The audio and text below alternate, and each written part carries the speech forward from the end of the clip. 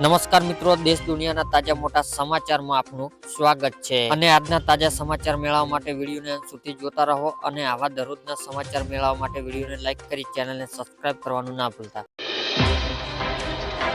2019મો હપ્તો જાહેર એટલે કે દેશના કરોડો ખેડૂતો જે આર્થિક રીતે નબળા છે તેવા ખેડૂતોને આવક વધારવા અને તેમનું જીવન ધોરણ સુધારવા માટે ભારત સરકાર ઘણી યોજના ચલાવી રહી છે અને પીએમ કિસાન સન્માન નિધિ યોજના પણ આમાંથી એક જ। પીએમ કિસાન સન્માન નિધિ યોજના હેઠળ ભારત સરકાર દેશના નાના અને સીમાંત ખેડૂતોને દર વર્ષે 6000 રૂપિયા આર્થિક સહાય પૂરી પાડે છે અને પીએમ કિસાન સન્માન નિધિ યોજના ભારત સરકાર દ્વારા વર્ષ 2019માં શરૂ કરવામાં આવી હતી। આ યોજના દ્વારા ભારત સરકાર દર વર્ષ 3 હપ્તાઓ દ્વારા ખેડૂતોના ખાતામાં 6000 રૂપિયા રકમ મોકલે છે। ત્યારબાદના મહત્વના સમાચારની વાત કરવામાં આવે તો મિત્રો, નવા વર્ષની ભેટ એટલે કે ગુજરાતના તમામ ગ્રાહકો માટે ગુજરાત સરકાર મોટી ક્રિસમસ ગિફ્ટ આપી છે। ગુજરાતીઓને માથા પરથી ગુજરાત સરકાર મોટો બોજ હટાવવા જઈ રહી છે। ગુજરાતના 1.65 કરોડ ગ્રાહકોને લાઇટ બિલની રાહત આપતો નિર્ણય લીધો છે અને આ નિર્ણયથી તમારું વીજળી બિલ ઘટી જશે। ઉર્જા મંત્રી કનુ દેસાઈ વીજળીમાં યુનિટ દીઠ 40 પૈસા ફ્યુઅલ ચાર્જ ઘટાડવાની જાહેરાત કરી છે મિત્રો। ત્યારબાદના મહત્વના સમાચારની વાત કરવામાં આવે તો મિત્રો, આજના સોના ચાંદીના ભાવ એટલે કે આજે 22 કેરેટ 10 ગ્રામ સોનાના ભાવ 900 રૂપિયા ઘટાડો થયો છે। તે સાથે નવો ભાવ 71450 રૂપિયા થયો છે, જ્યારે ગઈકાલે તેમનો ભાવ 72350 રૂપિયા હતો, જ્યારે 24 કેરેટ 10 ગ્રામ સોનાના ભાવ 980 રૂપિયા ઘટાડો થયો છે। તે સાથે નવો ભાવ 77940 રૂપિયા થયો છે, જ્યારે ગઈકાલે તેમનો ભાવ 78820 રૂપિયા હતો। તેમજ આજે ચાંદીના ભાવમાં 1000 રૂપિયાનો ઘટાડો થયો છે। તે સાથે ચાંદીનો નવો ભાવ 92500 રૂપિયા થયો છે।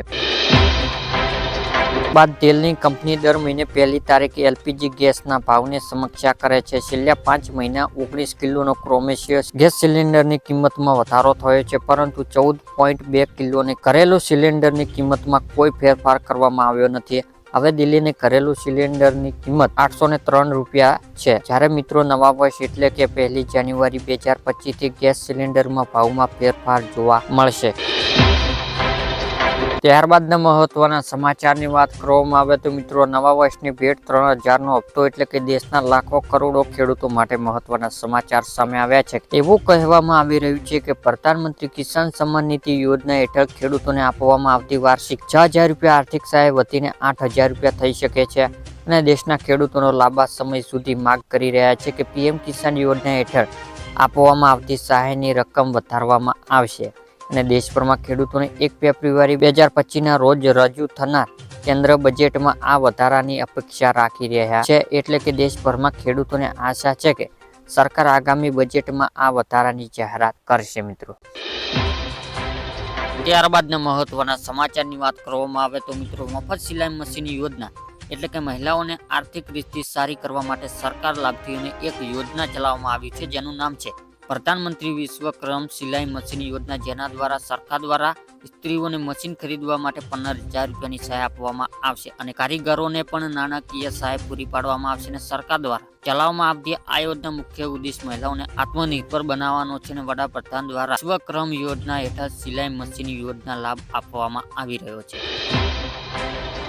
ત્યારબાદના મહત્વના સમાચારની વાત કરવામાં આવે તો મિત્રો, ખેડૂતોને હોલ લોન માફી એટલે કે ખેડૂતો દેવા માફી લઈને મોટા સમાચાર સામે આવ્યા છે કે મોદી સરકાર જ્યારે 2004ના વર્ષમાં જ્યારે સત્તા ઉપર આવ્યા હતા, ત્યારે એમને કીધું હતું કે 2024 સુધી ખેડૂતોને આવક બમણી કરી દેવા, ડૂબેલા ખેડૂતોને સંપૂર્ણ દેવા માફ કરવામાં આવશે અને મોદી સરકાર આ વચન આપ્યું હતું। કહેવામાં આવે છે કે મોદી સરકારનું વચન તો ખૂબ જ અનુરૂ હોય છે અને મોદી સરકાર વચન આપે એ વચન ક્યારે ખોટું જતું નથી, પરંતુ આ વચન લક્ષ્ય હજી સુધી પૂરું થયું નથી। 2024માં ખેડૂતોને આવક બમણી કરી દેવાનું વચન આપ્યું હતું।